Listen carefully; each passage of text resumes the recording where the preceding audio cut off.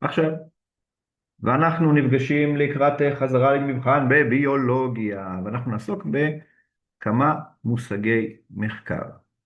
אז יש לנו שאלת מחקר, שאלת חקר, שיש בה את כל המרכיבים שצריך להיות.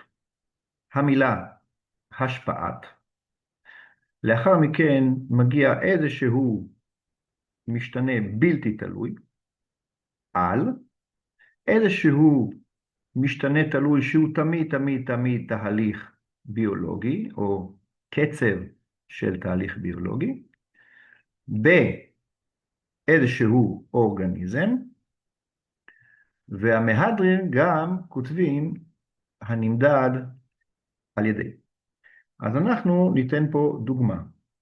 השפעת ריכוז הפחמן הדו-חמצני על קצב פוטוסינתזה בפטרוזיליה, פטרוזיליה, הנמדד על ידי הצטברות החמצן. וכמובן, תמיד, תמיד, תמיד בצד אנחנו כותבים את התהליך הביולוגי כדי שנזכור שבפוטוסינתזה אני כותב לעצמי שמים פלוס פדח פלוס אור, ואנחנו מקבלים את הגלוקוז פלוס חמצן, ולכן זה הגיוני שככל שיהיה יותר פוטוסינתזה, ייפלט יותר חמצן, חייבים להבין את זה. אז יש לנו את כל המרכיבים של שאלת החקר. ועכשיו עשינו את הניסוי עצמו, וכדי לשנות את ריכוז הפדח, אנחנו הכנסנו איזשהו חומר שנקרא, ניקח צבע אחר, איזשהו חומר שנקרא ביקרבונט, שהוא מתפרק גם לפחמן דו-חמצני, ובו יש פדח. אז ריכוז הביקרבונט זה דרך השינוי, וזה חשוב לדעת, להבדיל בין המשתנה עצמו לדרך השינוי שלו. יפה. עכשיו, אני שואל את עצמי, איזה משתנה זה ריכוז הפחמן הדו-חמצני? אז ריכוז ביקרבונט נמדד באחוזים מסוימים, אז בניסוי שלנו היה 0%, או יותר נכון בואו נעשה את זה ככה, איך נתנו לנו לחשב? נלמד את נוסחת הריכוזים. ואז אמרו לנו שאתם מקבלים, אני ממציא עכשיו, אתם מקבלים ביקרבונט, תמיסה, עם הצהוב, מספיק עם הצהוב. אתם מקבלים תמיסת ביקרבונט בריכוז של 8%, ובמבחנה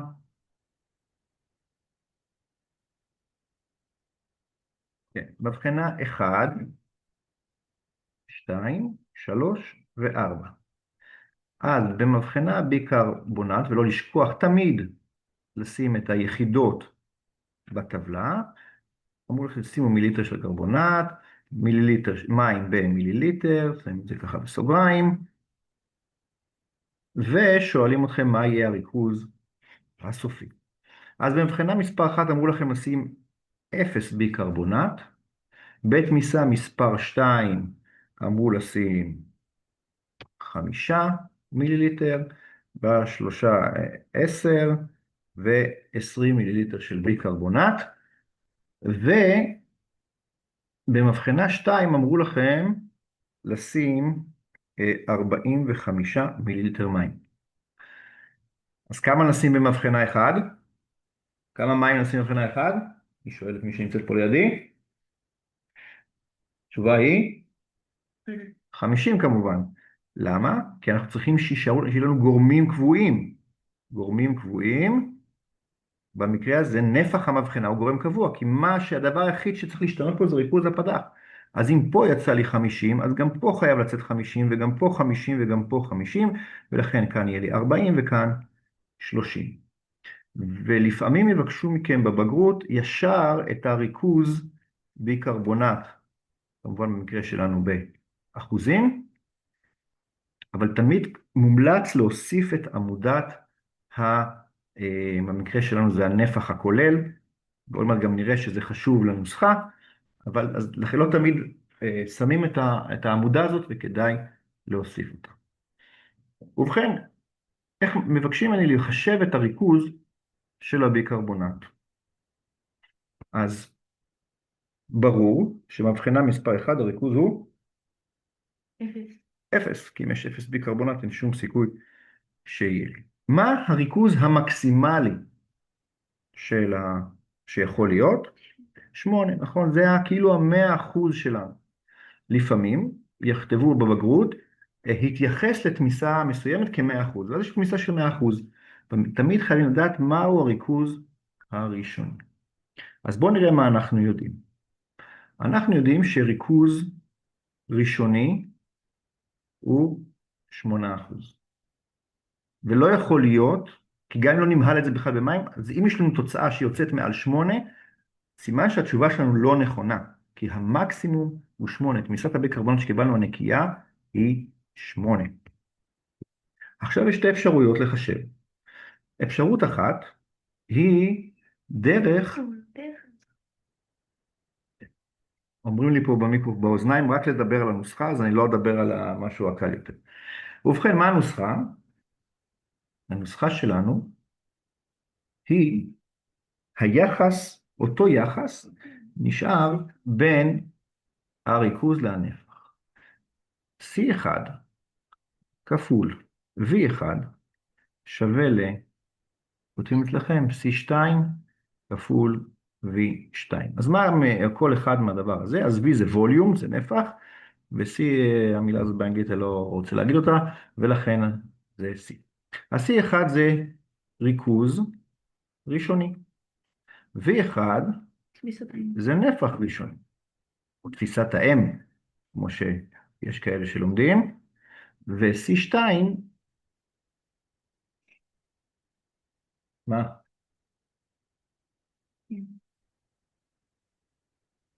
מה? שנייה. קצת אותי באמצע המשפט. ככה. נפח שצריך להוציא מתפיסת האם, ריכוז רצוי, נפח כולל.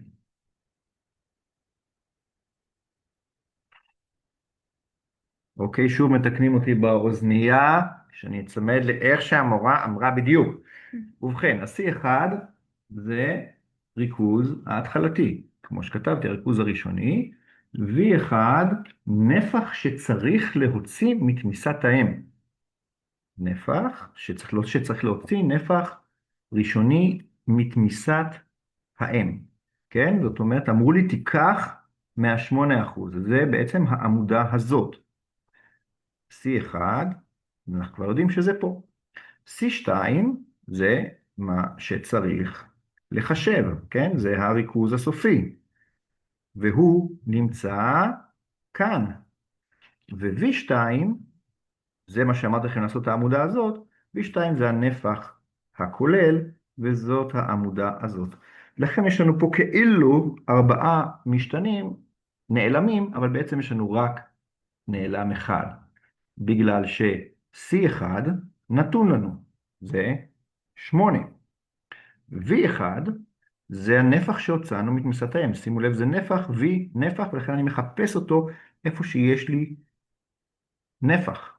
מיליליטר, אז 0 אמרנו, אם נעשה את זה כפול 0, זה 0, ובפעם השנייה נכפיל את זה ב-5, ובפעם השלישית נכפיל את זה ב-10, ובפעם הרביעית נכפיל את זה ב-20, וזה שווה ל-C2, שהוא הנעלם שלנו, אני לא יודע מהו, כפול, תמיד יהיה 50. אז יש לנו פה בעצם נעלם אחד, אנחנו נעביר את ה-50 הזה לצד שני, ובעצם זה עובר לפה, שם זה הכפול פה חלקי 50. אז C2 של עמודה מספר 1, 8 כפול 0, 0 חלקי לא משנה מה, יש לנו 0. במבחנה מספר 2, אז זה 8, כפול 5, זה, מחשבון פה לידי, 8 כפול 5, לוח הכפל למתקדמים, 40 חלקי 50, 0.8.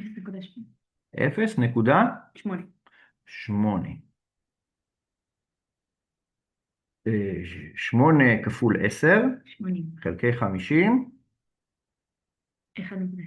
1.6. 8 כפול 20 160. חלקי 50, 3.2.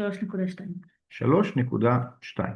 עכשיו יצאו לנו כל מיני מספרים, ובואו נראה אם הם מספרים הגיוניים, כדי לבדוק את עצמנו. א', שום דבר לא יצא פה מעל 8, זו בדיקה ראשונה. 2,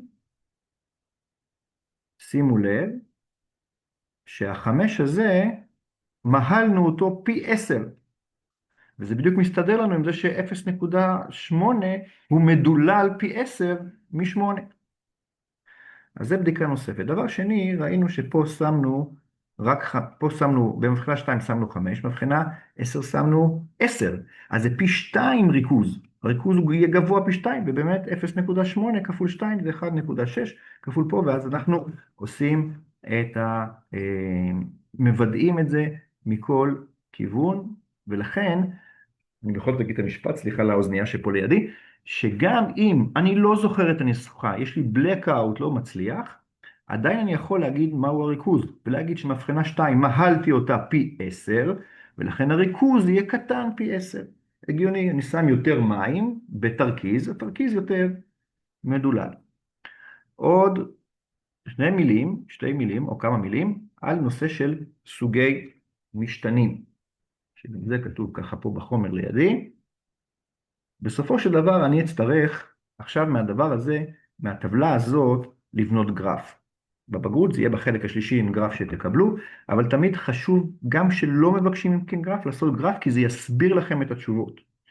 בסדר? לצורך העניין אנחנו נעשה את זה ככה, ונמחק פה רגע את האזור הזה, אחרי שחישבנו את הנוסחה, ואנחנו, זה פשוט קל מאוד, אז נוכל למחוק את זה. אז גם אם לא מבקשים מכם לעשות גרף, ובדרך כלל לא מבקשים בחלק ב' של מבחן המעבדה או של הביו-חקר, אנחנו עושים גרף. ועל ציר ה-X תמיד יהיה המשתנה הבלתי תלוי שהוא, במקרה שלנו, ריכוז הביקרבונט. כי אנחנו שינינו אותו באופן יזום, ולא לשכוח לשים אחוז. בסדר? כי אנחנו שמים את זה בסופו של דבר. וכאן מה יהיה? מה יהיה כאן? יהיה מה שמדדנו, נכון? מדדנו את הצטברות החמצן. נגיד שמדדנו את זה בנפח, אז נפח החמצן המתקבל, שכבר הכותרת אומרת לנו שהצטברות חמצן שווה קצב פוטוסינתזה. ולכן מאוד חשוב לכתוב את הנמדד על ידי בכותרת, כי אז כבר נקבל את הנקודות. כמובן כותרת לגרף זאת שאלת החקר, לא לשכוח לכתוב אותה, ועכשיו אני שם על ציר ה-X כמובן במדויק, 0, 1, 2, 3, שומר על קנה מידה מתאים, ומה יש לנו פה? מ-0, סליחה, עשיתי את זה הפוך בדיוק, לא מתקנים אותי פה באוזנייה לידי, לא, צדקתי בעצם, למה אני סתם אומר שלא צדקתי? כן צדקתי. כן, צדקתי. בסדר, ריכוז הביקרבונט, נפח החמצן שהוא לא כתוב פה, אבל בואו נמציא שיש לנו את זה ב-10, 20, 30 ו-40. כן, לא חייב להיות קשר של מספרים בין ציר ה-X לציר ה-Y. ונגיד שב-0 יצא לנו, עכשיו אנחנו שמים את הנקודות. רגע, סליחה, לפני הנקודות. אני שואל את עצמי איזה סוג של גרף זה יהיה. האם זה יהיה גרף עמודות או גרף קווי, גרף של פיזור. ומה שחשוב זה משתנה בלתי תלוי קובע את סוג הגרף. סימן קריאה. מה יכול להיות הסוגים של המשתנים? אנחנו בגדול מבחינים בשני סוגים של משתנים. אחד, רציף. משתנה רציף זה אומר שהוא נמצא על רצף מסוים. או, אוהבים לכתוב את זה גם בבגרות, יש למשמעות לערכי ביניים. לעומת גרף, בדיד, שהוא לא נמצא על רצף אחד ואין משמעות לערכי ביניים. אז כשאני מסתכל על ריכוז הביקרבונט, אני שואל את עצמי, בין 1 ל-2, 1.5 זה, יש לזה ערך, יש לזה משמעות? כן. זה נמצא על רצף, נכון? אני יכול להגיד 1, 1.5, 1.9, וזה יהפוך ל-2. הגיוני? כן. ולכן המשתנה שלנו הוא רציף. משתנה. אבל אם השאלה שלי הייתה, מה ההשפעה של ה, סוג הרשת שמכסה את הפטרוזיליה, ויש לי רשת כחולה, לבנה, אדומה, אני שואל את עצמי, האם יש בין כחול ללבן משמעות להגיד כחול וחצי, כחול נקודה 9 ואופק ללבן? לא. ולכן זה יהיה משתנה בדיד. מה לא? לא, זה משתנה איכותי. לא. זה יהיה כן. משתנה שהוא גם איכותי וגם בדיד. אוקיי? יש לנו רציף ובדיד, זה דבר אחד. בסדר? איכותי וכמותי זה גם משהו. אז יכול להיות לנו בעצם כמה דברים. אז בדרך כלל המשתנה הבדיד יהיה גם איכותי, זאת אומרת שאני במילים. משתנה איכותי יהיה בדרך כלל גם בדיד, זאת אומרת אני לא מודד אותו בדיוק, אלא אני מעריך אותו. יכול להיות צבע ויכול להיות, לא יודע מה, טעם או משהו אחר, והמשתנה הרציף בדרך כלל יהיה כמותי. אבל אני לא ארחיב, אומרים לי פה באוזנייה, שנייה. ולכן, מאוד מאוד חשוב, אחרי שעשיתי את זה, הגעתי למסקנה שזה גרף רציף, אני כותב את הערכים בדיוק, זה יצא לי כאן, ובאחד כאן, ובשתיים כאן, בשלוש כאן, ומחבר את הנקודות, וזהו, יש הרבה עוד מה לומר על זה, אבל סיימנו את זה למבחן למחר, ולכן אנחנו נעצור כאן. בסדר, היסטריה? כן. יופי. נועה שואלת. אויש, עוד צילמתי את האחרון. לא. תשלח את השלב הזה, לא? כן, יש לי בעיה, לא יודע. נועה שואלת אם אפשר להתחיל